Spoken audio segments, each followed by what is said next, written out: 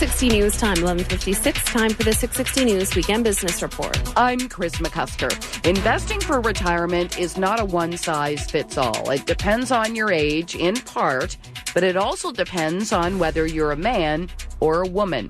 Marie Phillips is wealth advisor at IPC Securities. There's a lot of difference between the demographics of women and men in that women live longer, and there's even a subset of demographics that are different among women that's changing. You know, it's important to note that there's a gap in financial literacy, for example, between the older generation who typically relied on their husband to be providers, and the younger generation need a lot of training in cash flow management as well, but they're more, needing business planning help. So where do you start? Because of the demographics of women outliving men, they could outlive their money, and traditionally, there's been a thought as well that women are more risk-averse than men, so they need to save more. But more importantly, women take on the role as a caregiver, irrespective of whether they're a business owner, whether they're a stay-at-home mom,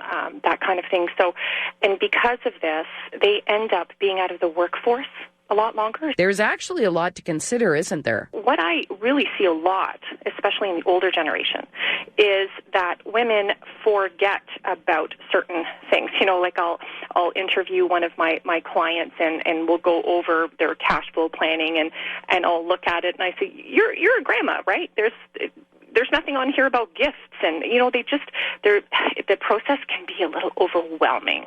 Right? So we have to deconstruct it and get them to think about the bigger picture. Marie Phillips is wealth advisor at IPC Securities. And at the Business Center, I'm Chris McCusker.